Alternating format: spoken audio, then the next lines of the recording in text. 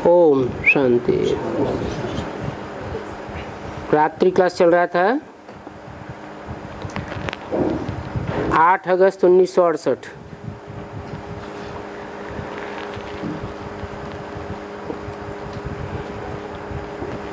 पहले पेज के मध्याह्न में बात चल रही थी।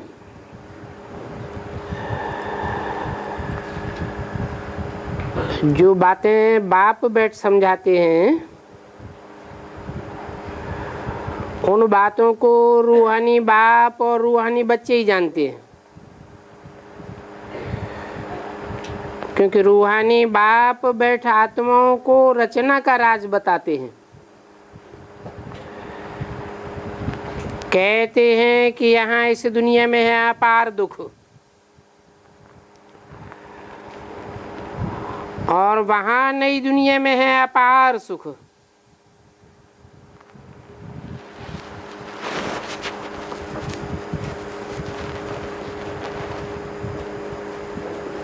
तो बाप आर्डिनेंस निकालते हैं, काम महाशत्रु है।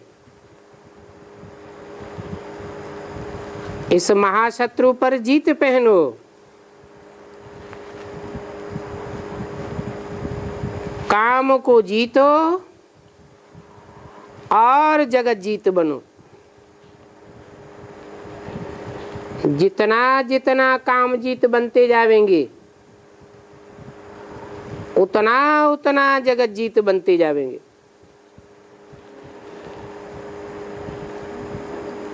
भारत में ही आदि सनातन देवी देवता धर्म था। अभी तो रावण राज्य है। जहाँ सनातन धर्म था वो है विष्णुपुरी और अभी तो है रावणपुरी, जिसमें दुख अपरम अपार हैं। बाप स्वर्ग की स्थापना करने के लिए संगम युग पर ही आते हैं और कहते हैं काम को जीतो तो जगत जीत बनेंगे। परंतु भिक्खु को छोड़ते ही नहीं है। द्रौपदी ने पुकारा है। ऐसे तो इस समय सभी द्रौपदियां और दुशासन हैं।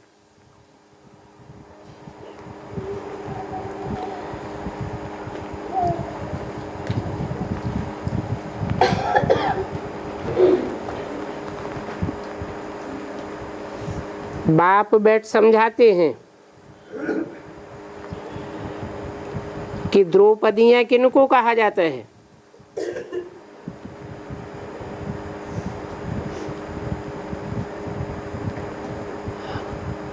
उनकी कथा प्रसिद्ध है। भरी सभा में दुर्योधन दुशासन उनको नमन करते थे।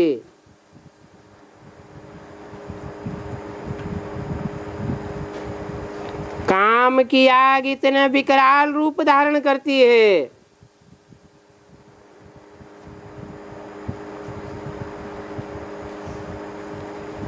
कि कोई के मान मर्तबे की परवाह नहीं रहती, जैसे कि अंधे हो जाते हैं।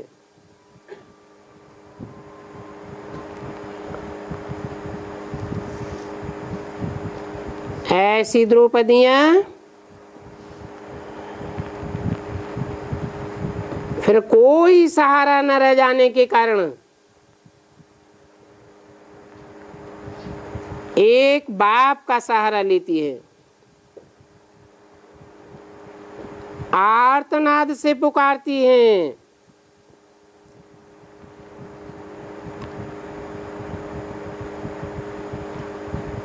बाप आकर सहयोगी बनते हैं।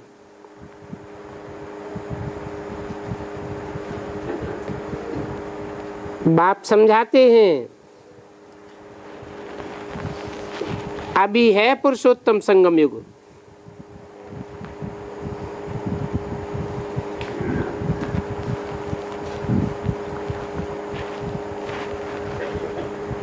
इस समय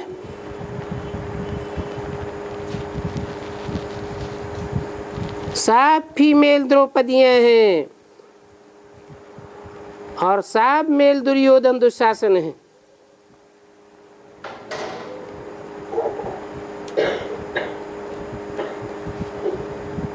पुरुषार्थ करते हो काम पर जीत पाने का तो तुम देवी देवता बनते हो। तुमको देवी देवता बनने के लिए बाप की श्रीमति मिल रही है। आत्माएं तो सभी भाई भाई हैं, फिर होते हैं भाई बहन।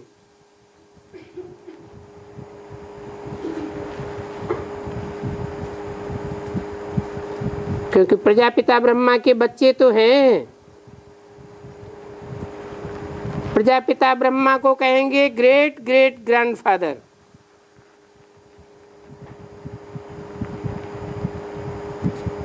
डबल ग्रेट किस लिए लगाया? क्योंकि और जो भी धर्म पिताएं हैं वो सब ग्रेट फादर्स हैं। इब्राहिम, बुद्ध, क्राइस्ट, महान धर्म पिताएं हैं, परंतु उनको ग्रेट ग्रेट ग्रैंडफादर नहीं कहा जा सकता। सब धर्मों में आदम की मान्यता है, एडम की मान्यता है, जिसे आदि पुरुष कहा जाता है। वो है ग्रेट ग्रेट ग्रैंडफादर। और तुम Prajapita Brahma great great grandfather के बच्चे हो।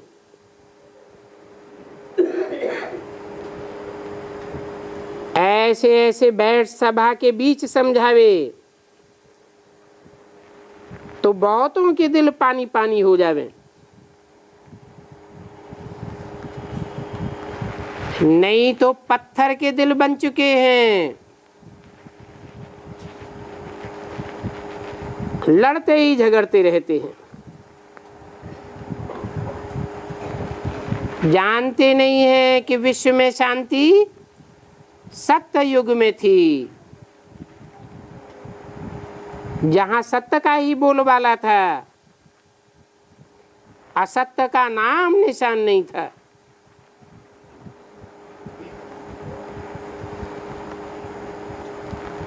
ऐसी सतयुग की स्थापना सत्य बाप, सत्य गुरु, सत्य टीचर ही करते हैं।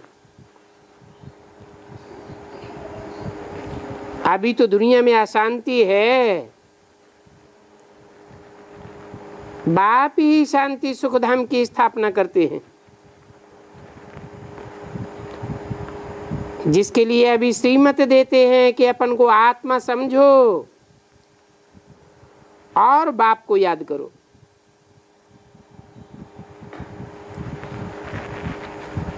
देह समझने से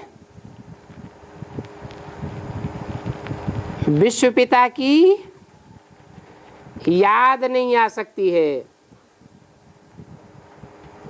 आत्मा समझने से सब आत्मा आत्मा भाई भाई हो जाते।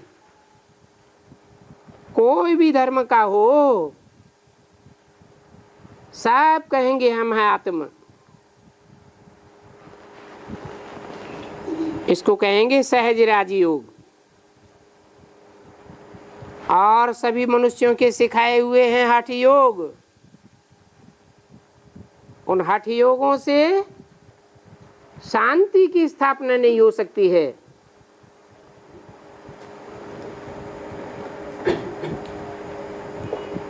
जानते भी नहीं हैं कि शांति कैसे स्थापन होती है और कब स्थापन होती है। बाप तो कहते हैं मैं कल्प में एक ही बार आता हूं राजयोग सिखलाने।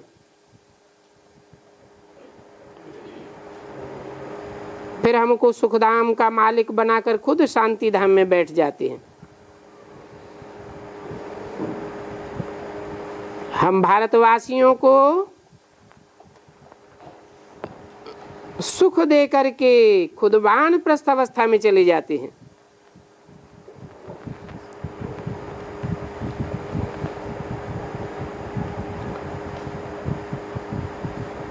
बाप पहले हमको समझाते हैं,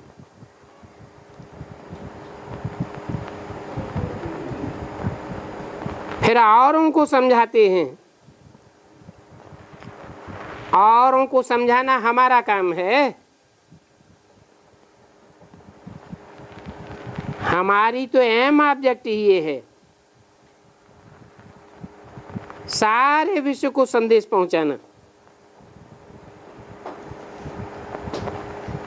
बताना है कि अभी ये दुनिया दुखधाम है, इसमें अपरम अपार दुख हैं, कलयुग में होंगे अपार सुख। बाप संगम पर आकर के सुखधाम अपार सुखों की स्थापना करते हैं और दुखधाम का विनाश कराए देते हैं।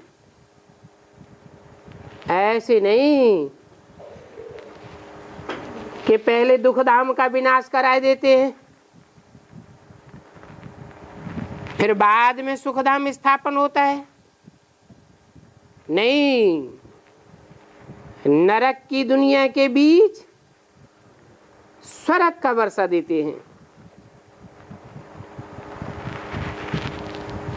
ये सारी दुनिया नरक है। नर मनुष्य को कहा जाता है।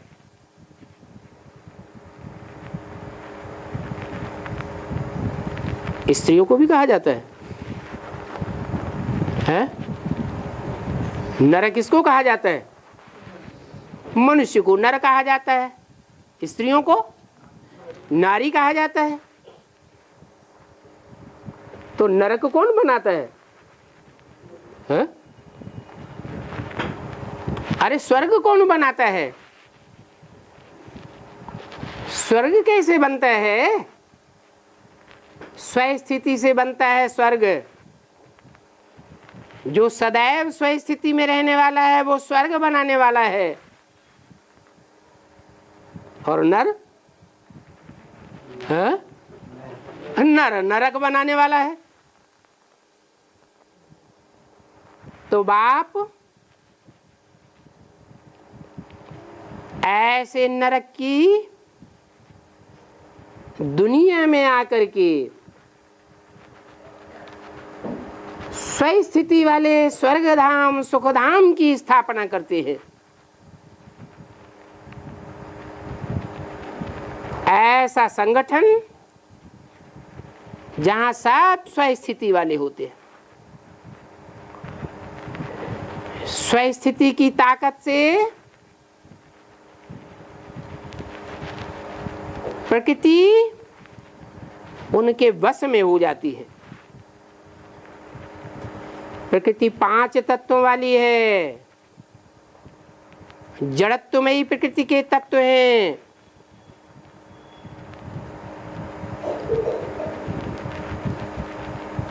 उन्हें एकाग्र करना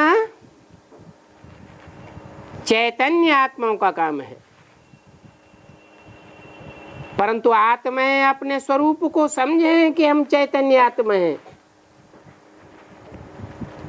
एक परमपिता परमात्मा बाप के बच्चे हैं।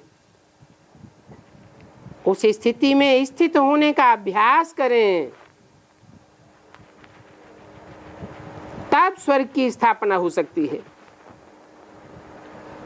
तो पहले स्वर्ग की स्थापना कराते हैं, बाद में दुखधाम का विनाश कराते हैं।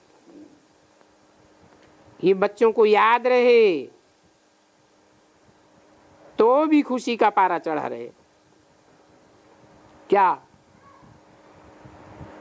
क्या याद रहे? कि बाप आकर नरक की दुनिया के बीच सुख की दुनिया की स्थापना करते हैं, बाद में नरक का विनाश कराते हैं। बच्चों को अंदर बाहर सच्चा बनना है,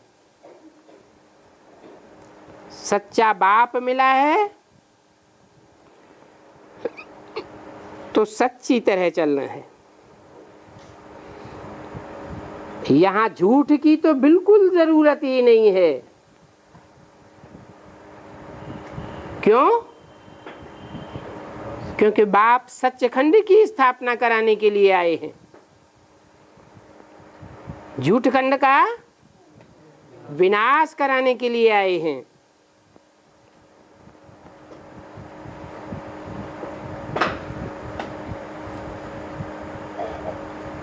सत्य को अपनाते रहेंगे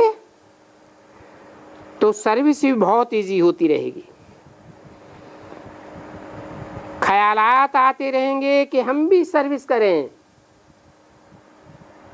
दूसरों की सेवा करें। जितनी सेवा में लगे रहेंगे उतना खुशी का मेवा मिलता रहेगा। खुशी का मेवा मिलेगा तो मन मौज में रहेगा। तो बाप कहते हैं कि संगम युग है ही मौजों का युग। मौजों के युग में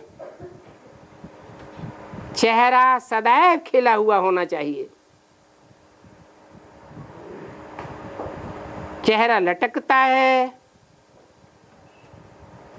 माना सर्विस करते हैं या डिस सर्विस करते हैं? डिस सर्विस में लगे हुए हैं। देभान आता है तब चेहरा लटकता है। बाबा पॉइंट तो बहुत सहज समझाते हैं, परंतु समझें भी ना। जब बाप आते हैं तो मनुष्य गधे मिसल बन जाते हैं। कैसे? जैसे गधे को धोबी बार बार नहलाता है, गधा क्या करता है? बार बार मिट्टी में लौट जाता है। ये देह अभिमानी की मिट्टी है, कुछ भी समझते नहीं है। भक्ति मार्ग में डींगे बहुत मारते रहते हैं। तो ये डिंग मार्ग है।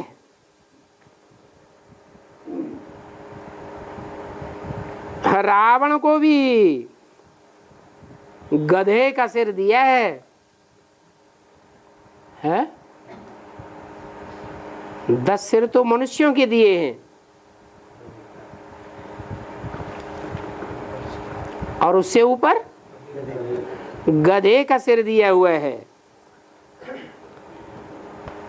अभी अभी श्रृंगार करो,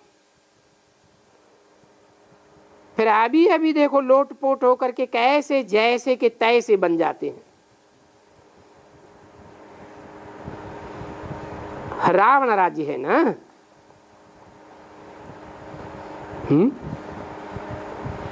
रावण राज्य है या गधे का राज्य है? रावण राज्य है और रावण के ऊपर गधे का सिर दिखाते हैं। तो गधे का राज्य कहना चाहिए ना। फिर रावण राज्य क्यों कहते हैं? हैं? क्यों कहते हैं?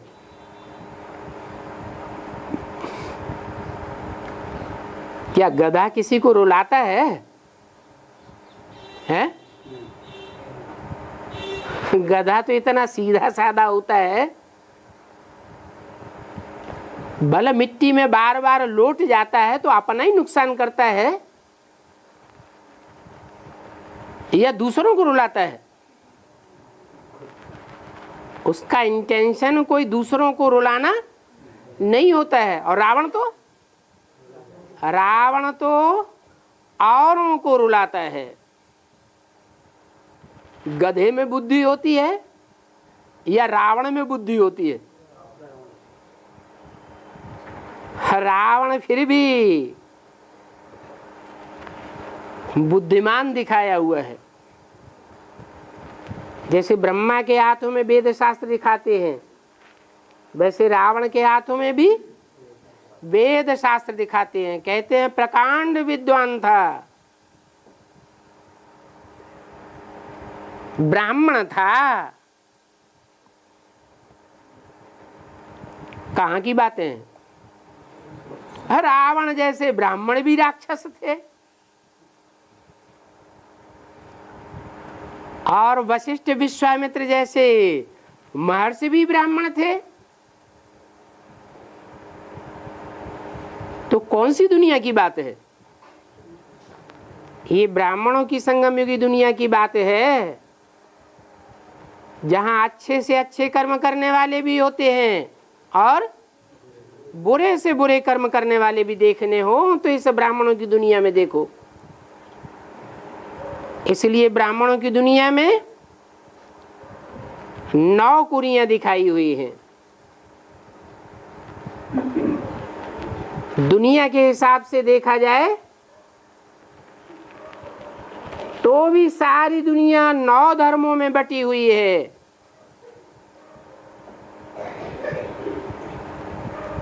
जो कुछ न कुछ आस्तिक धर्म हैं, भगवान को मानने वाले धर्म हैं, जिन धर्मों के लिए बोला है कि रिलीजन इज माइट, रिलीजन में शक्ति होती है, उस धर्म में शक्ति नहीं होती है जो धर्म के नाम पर अधर्म बन जाता है। धारणा का नाम निशान नहीं होता है।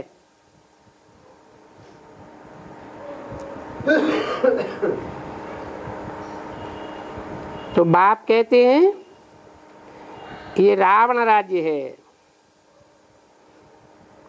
ये शास्त्र पढ़ने वाले बड़ी बड़ी डींगे मारते रहते हैं,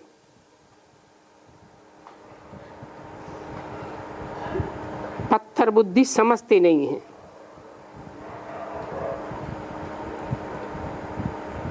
कहते भी हम जन्म जन्मांतर के पापी हैं,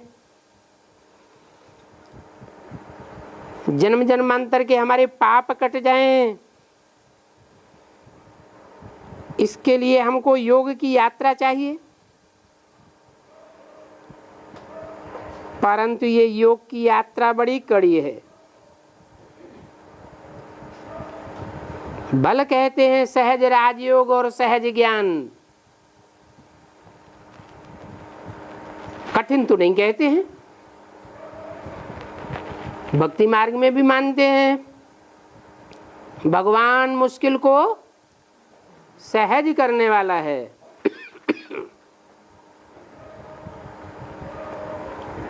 मनुष्य गुरु तो सहज नहीं करते हैं और ही कठिन कठिन रास्ता बताते हैं। हठ योग लगाओ, आसन लगाओ, प्राणायाम खींचो, सांस रोको, नाक बंद करो, उल्टे खड़े हो जाओ। बाप तो कितना सहज रास्ता बताते हैं। अपन को आत्मा समझ बाप को याद करो। परंतु फिर कठिन कैसे हो जाता है?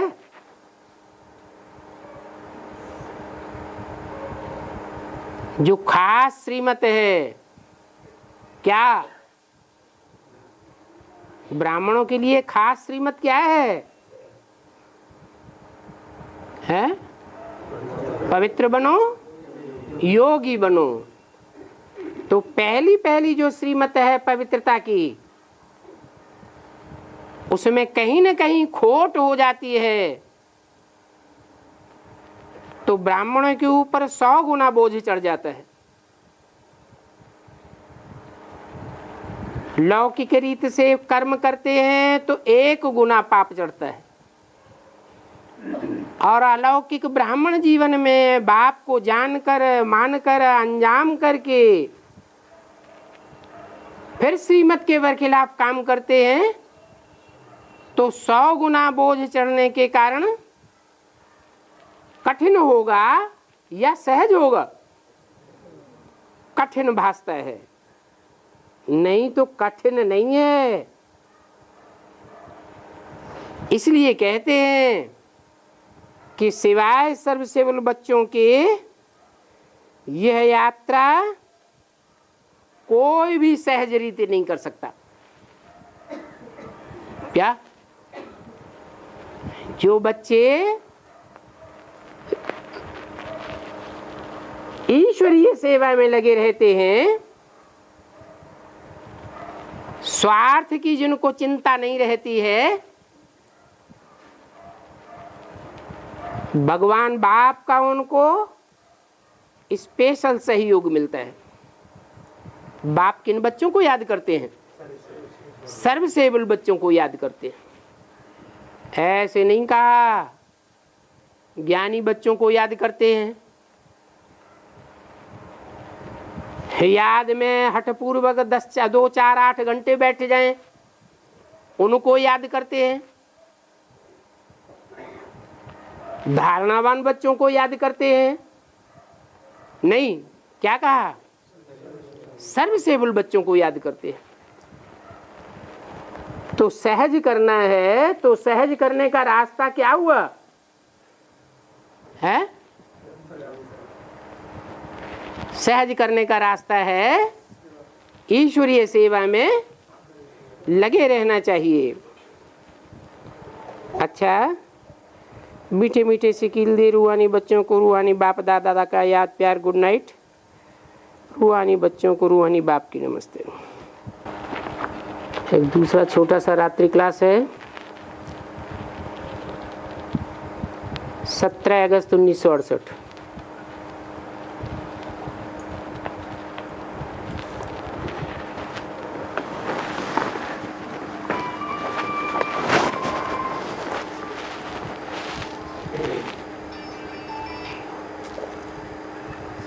सर्विस के क्षेत्र में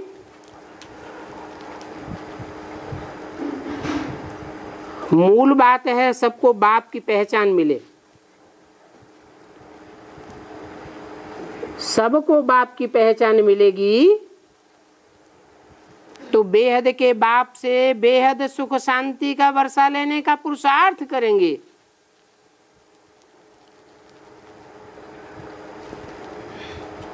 और बाप का वर्षा मिले तो सब दुख दूर हो जाएंगे और सबके दुख दूर हो जाएंगे। 500-700 करोड़ मनुष्यों की दुनिया में ऐसी कोई भी मनुष्य आत्मा नहीं बचेगी जिसके दुख दूर न हो जावे।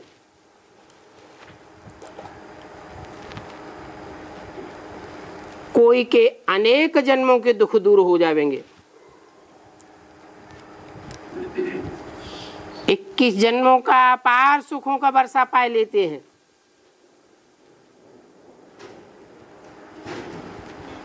फिर कोई के एक जन्म के दुख पूरे पूरे दूर हो जाते हैं। कम से कम एक जन्म का सुख का वर्षा तो हर मनुष्य आत्मा को मिलना जरूर है। बॉम्बे में जो सेमिनार हुआ था उसमें कुमारिका उषा आदि ने जो भाषण किया था वो टैप आज क्लास में चल रही है। उषा ने ठीक बताया कि हमको पढ़ाने वाला कौन है। ये उषा कौन है और कुमार का कौन है?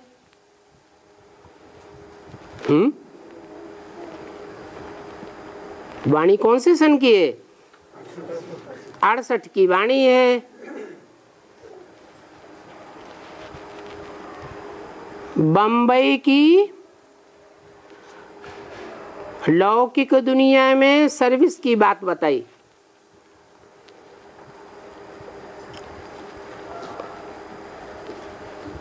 बेहद का बाप बेहद के बच्चों से बेहद की बातें करते हैं। जो हद के बच्चे होते हैं वो हद की बातें उठा लेते हैं। हद के बच्चों ने समझा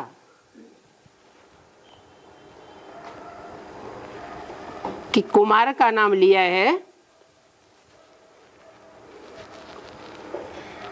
तो जरूर वो ही बच्ची होगी जिसको ब्राह्मण परिवार में बहुत मान मर्तबा मिलता है।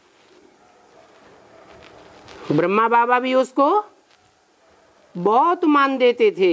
मुरली में बोला है इन सभी सितारों में सबसे जास्ती खातिरी होती है कुमारिका की।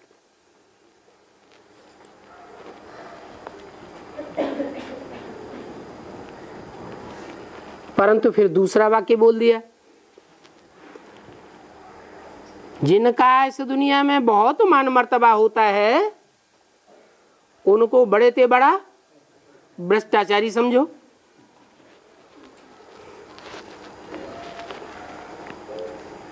तो सीधे सीधे कोई बात साबित नहीं होती है।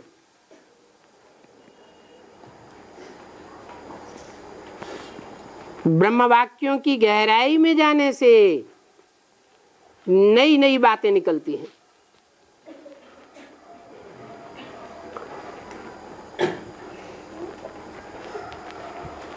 कुमार का बेहद में वो है जिसका सारे ही 84 जन्मों में कुमारी जीवन है।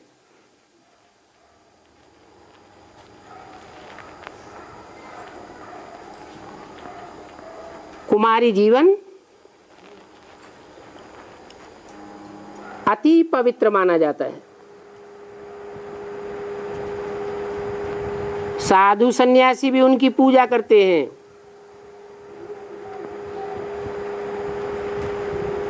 जो भी 9 दुर्गा और 9 देवियों का रूप दिखाया जाता है वो सब कुमारियों के रूप में दिखाई गई है।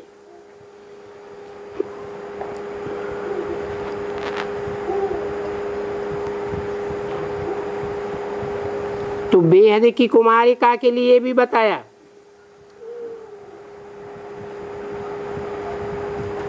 कौन हुई है?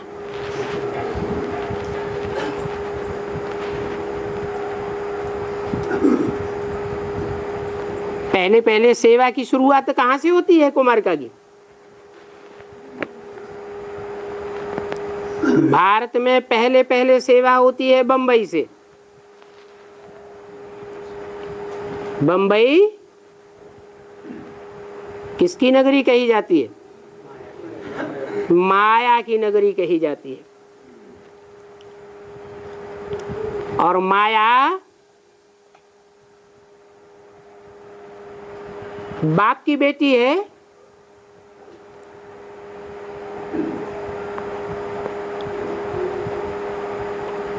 तो बेटी तो कुमारिका ही कही जाएगी ना।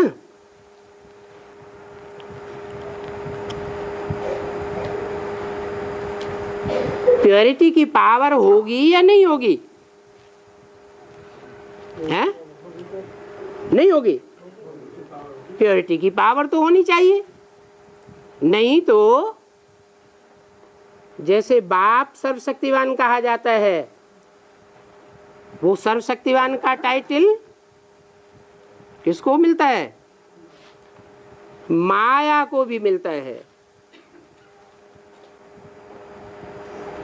बाप का स्थापन किया हुआ राज्य आधा कल्प चलता है, तो माया का राज्य भी आधा कल्प चलता है।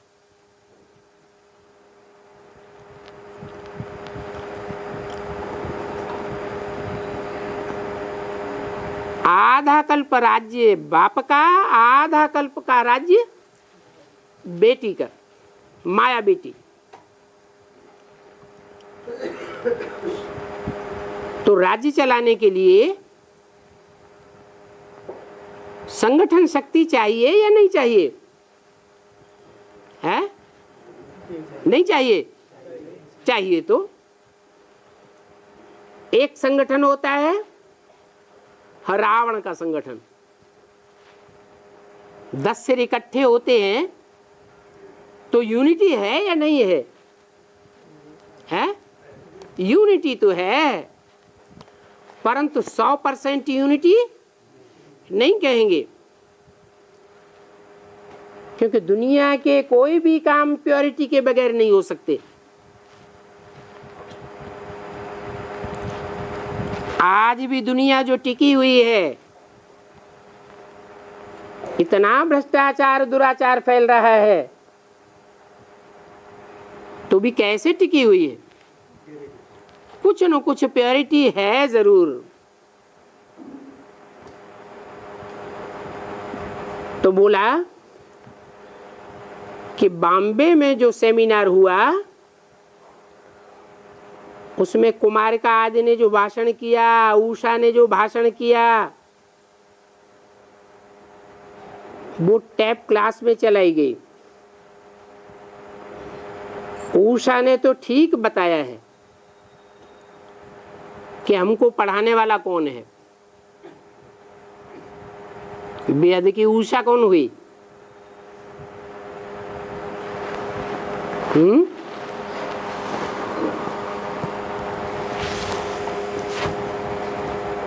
जब सूर्य निकलता है तो सूर्य से पहले उषा आती है। सूर्य सीधा सीधा अंधकार से मुकाबला नहीं करता। शिव बाबा है ज्ञान सूर्य, और शक्तियों की जो हेड है वो है उषा। तो शक्तियां अंधकार का मुकाबला करती हैं।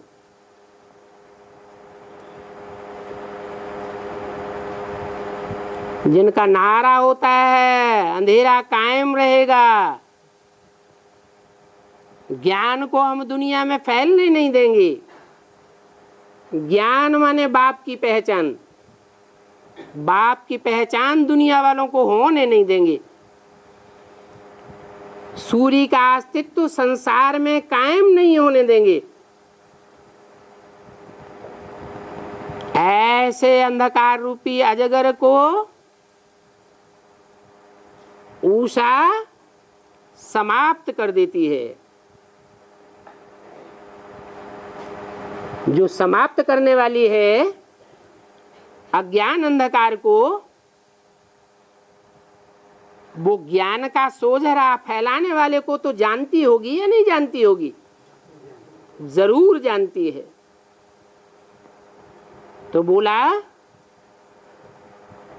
उषा ने ठीक कहा कि हमको पढ़ाने वाला बाप है, ऐसे नहीं कि पढ़ाने वाली अम्मा है। क्या? पढ़ाने वाली माँ नहीं है, रचयिता बाप है। तो ये बात भी ठीक रीति बताई है। ऐसे नहीं बिंदी बाप है। अगर बिंदी बाप है पढ़ाने वाला तो ठीक रीति है,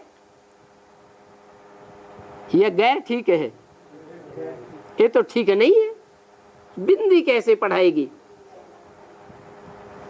अगर कहें कि बिंदी बाप ब्रह्मा द्वारा पढ़ाता है, तो ब्रह्मा के द्वारा पूरी पढ़ाई आती है या अधूरी पढ़ाई आती है? क्यों?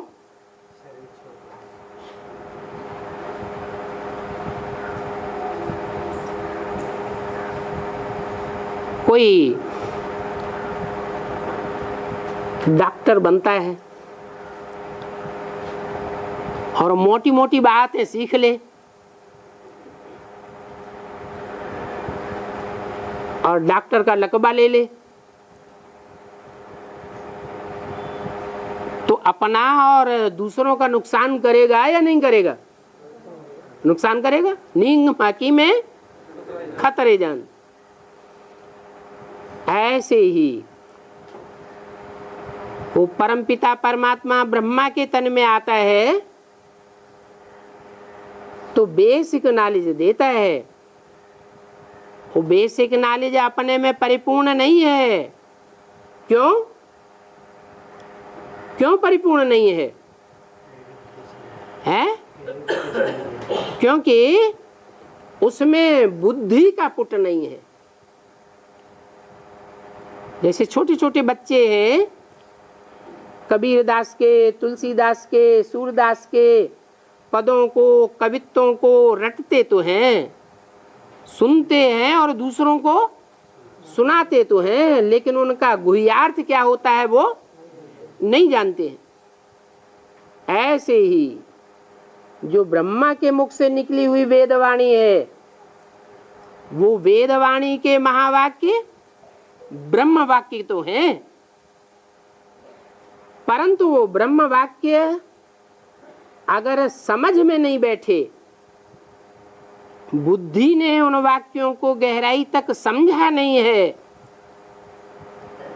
तो निरर्थक हो जाते हैं। उनको समझने के लिए, समझाने के लिए भी बाप का, टीचर का रूप चाहिए। इसलिए बाप 3 रूपों में संसार में प्रत्यक्ष होता है। बाप के रूप में, माँ के रूप में और टीचर के रूप में। टीचर का बड़े से बड़ा रूप है सद्गुरु।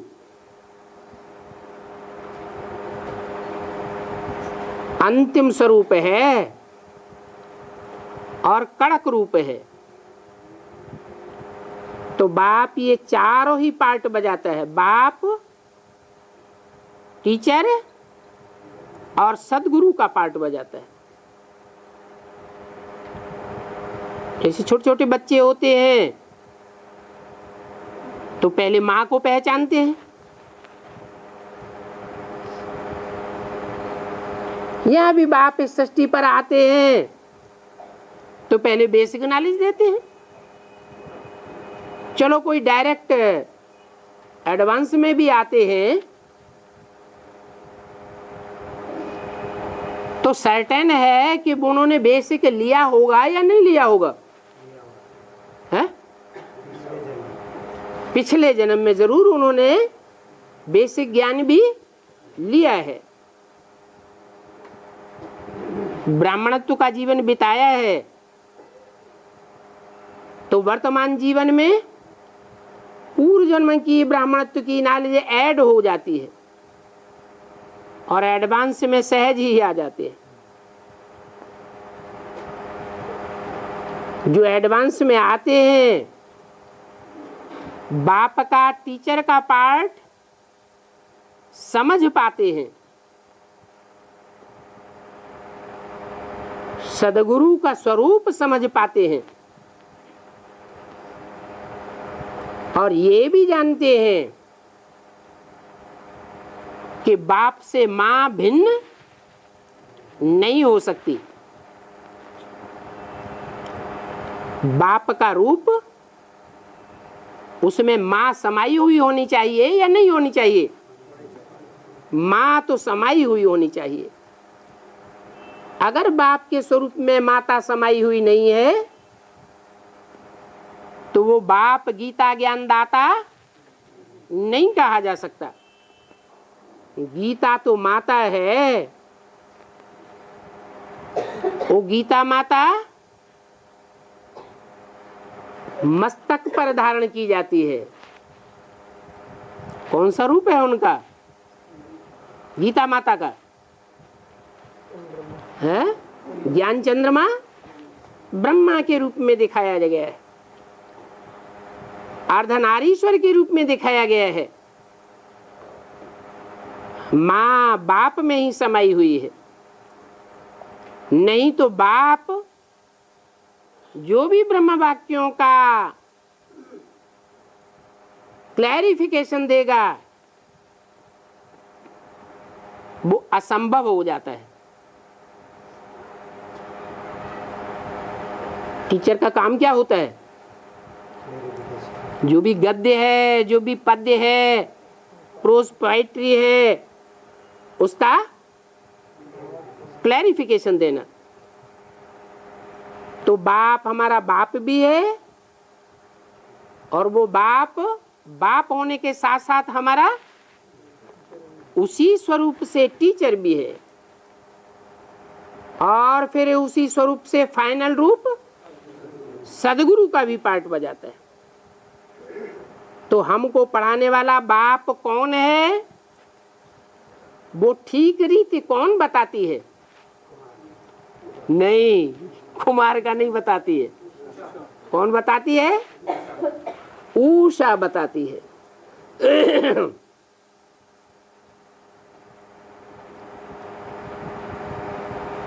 बेसिक में तो उषा का युगल कौन है? रमेश। रमा का ईश। तो ये जोड़ी है।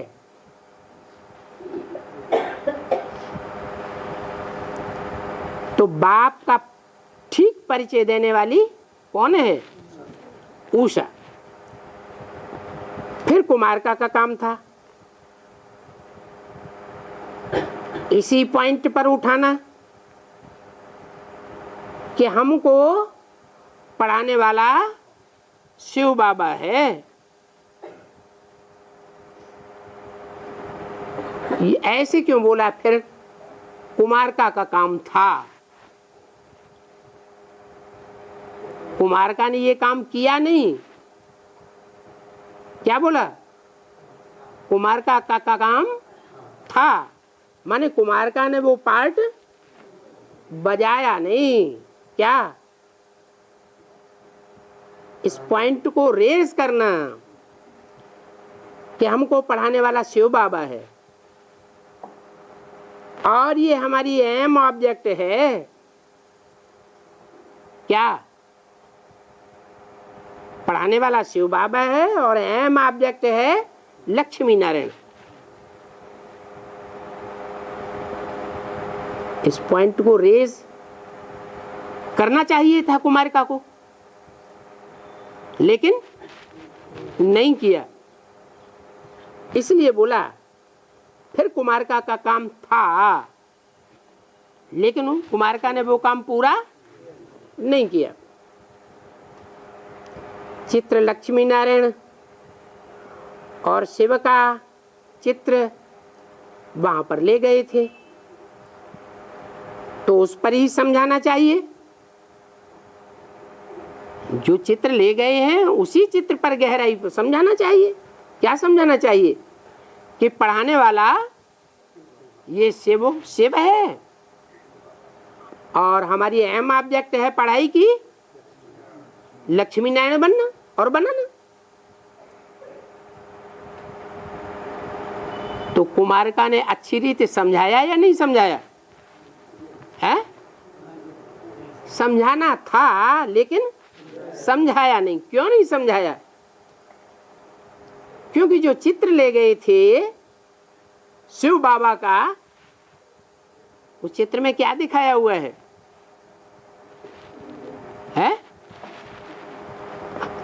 अरे बीच में शिवलिंग और आसपास 32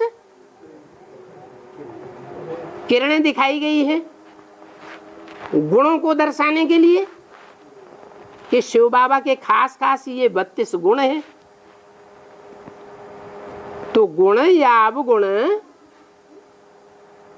जो लिंग में बीच में बिंदु दिखाया गया है उस बिंदु के होते हैं या साकार के होते हैं?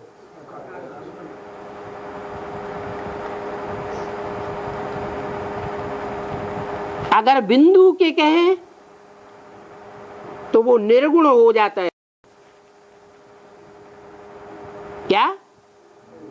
न बिंदु में गुण है और न बिंदु में अवगुण है। वो बिंदु जब साकार बनता है किस स्वरूप के द्वारा? जो चित्र में दिखाया है लिंग। कैसा लिंग? जिसको हाथ पांव नाक आंख कान नहीं दिखाए गए हैं, कोई भी कर्मेंद्रियां नहीं दिखाई गई है। तो कर्मेंद्रियां जब दिखाई नहीं गई हैं तो गुण कैसे होंगे लक्षित है? मान लो शिव के मुख्य गुण हैं निराकारी, निर्विकारी और निरहंकारी है। निराकारी का गुण बिंदु के द्वारा लक्षित होगा या कोई शरीर में प्रवेश करके ऐसी निराकारी स्टेज संसार के सामने प्रत्यक्ष करे जैसे कि आंखें देखते हुए नहीं देखती हैं, कान सुनते हुए नहीं सुनते हैं।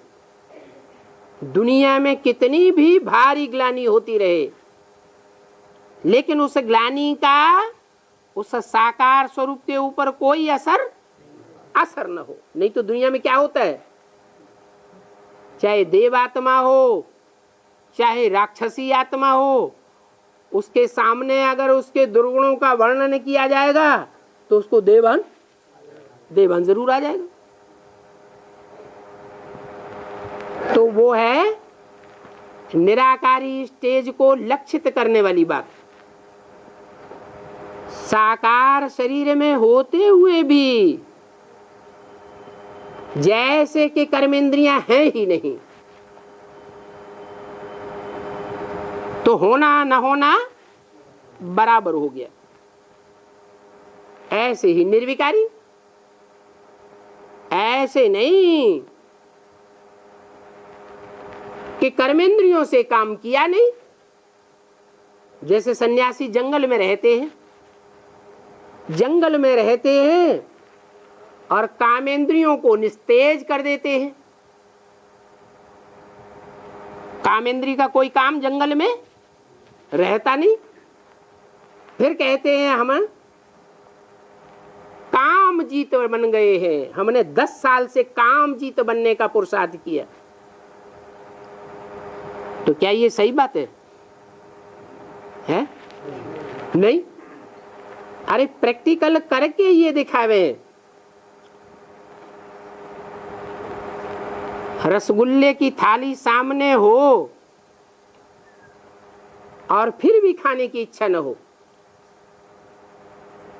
उसको तो कहेंगे इच्छा मात्रम अविद्या।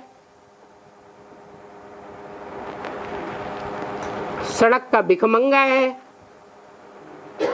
खाने के लिए अकाल के टाइम पर रोटी का टुकड़ा भी नहीं मिल रहा है और फिर कहे इच्छा मात्रम अविद्या की स्टेज है। तो मानने योग्य है क्या? नहीं। मानने योग्य तो तब है जबकि इंद्रियों के भरपूर भोग मौजूद हों, फिर भी मन की ऐसी पावरफुल स्टेज हो कि कर्म इंद्रियों से भोगते हुए भी मन उनमें आसक्त न हो। जब मन ही आसक्त नहीं होगा तो कर्मेंद्रियों के भोग किए न किए बराबर हो जाता है। जैसे कि मिसाल देते हैं, महबूब अपनी महबूबा को याद करता है, कारखाने में जाता है, रास्ता सारा पार कर जाता है, आंखें खुली हुई रहती हैं, उससे पूछा जाता है तुमने किसको आते जाते देखा? तो कहा मैं तो दूसरी याद में था, किसी को देखा ही नहीं। क्यों नहीं देखा? आंखों ने सामने आते जाते व्यक्तियों को क्यों नहीं देखा? क्योंकि मन दूसरी जगह लगा हुआ था, लगाव पूर्वक, अटैचमेंट पूर्वक। तो आंख रूपी इंद्रियों ने अपना भोग खुले हुए होते हुए भी स्वीकार नहीं किया। ऐसी स्टेज परम पवित्र परम पिता परमात्मा शिव की दिखाई जाती है। जो मंदिरों में शिवलिंग के रूप में पूजा जाता है, देवताओं को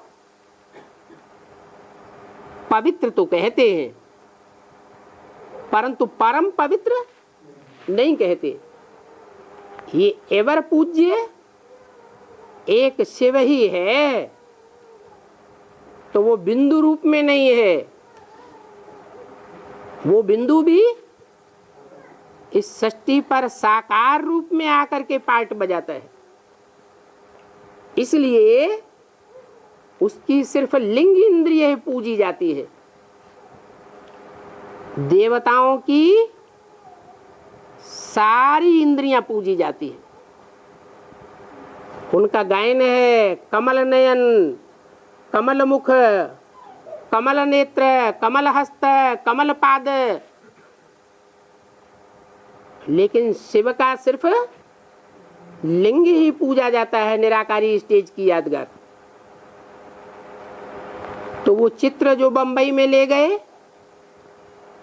उसमें ये चित्रित किया गया था निराकारी स्टेज वाला लिंग जो शरीर की यादगार है, परंतु उस लिंग में हाथ पांव नाक आंख कान इंद्रियां जैसे काट दी गई। तो क्या रह गया है? लिंग धड़ लिंग ही रह जाता है। तो वो निराकारी स्टेज भी है, निर्विकारी स्टेज भी है, और देह का अहंकार कहेंगे या नहीं कहेंगे? देह का अहंकार हो ही नहीं सकता। देह का अहंकार तो तब कहा जाए जब देह से कोई कर्म करे और कर्म का फल बने। कर्म करेगा तो फल बनेगा या नहीं बनेगा? है? फल जरूर बनेगा, लेकिन कर्म का फल बनता ही नहीं। जैसे गीता में कहा गया है, स्वनिष्ठ स्टेज में स्थिर होने वाला सारे संसार की भी हत्या कर दे तो उसके ऊपर पाप नहीं लग सकता। ऐसी आत्मिक स्टेज की पराकाष्ठा की बात है। और ये सही पराकाष्ठा में स्थिर होने वाला परमपिता परमात्मा शिव शंकर के द्वारा संसार में प्रत्यक्ष होता है। इसलिए 33 करोड़ देवताओं में से कोई देवता नहीं है जिसका नाम शिव के साथ जोड़ा जाए। सिर्फ शंकर का नाम शिव के साथ जोड़ा जाता है। ऐसे निराकारी निर्विकारी निरहंकारी 32 गुणों को लक्षित करने वाले परमपिता परमात्मा के साकार स्वरूप बाप का परिचय ऊषा ने ठीक दिया। तो कौन सी हद की ऊषा ठीक देती है या बेहद की ऊषा देती है? जो बेहद की ऊषा है, जो संसार के सामने प्रत्यक्ष होती है, लेकिन स्वयं प्रत्यक्ष होने से पहले बाप को प्रत्यक्ष करती है। क्या सारे संसार को बाप का बनाती है या पहले अपना बनाती है? बाप का बनाती है। तो ये कुमारिका का काम था, इस पॉइंट को रेज करती, परंतु कुमारिका ने तो वो कार्य संपन्न नहीं किया। किसने किया? ऊषा ने किया। ऊषा कौन है? जो अंधकार को, अंधकासुर को, अंधकार फैलाने वालों को, अज्ञानियों को संसार से नेस्त नाबूद कर देती है। कौन सा है उषा का रूप? है जगदम्बा। जगदम्बा ही महाकाली का रूप धारण करती है। महाकाली असुरों का विनाश कर देती है। ओम शांति।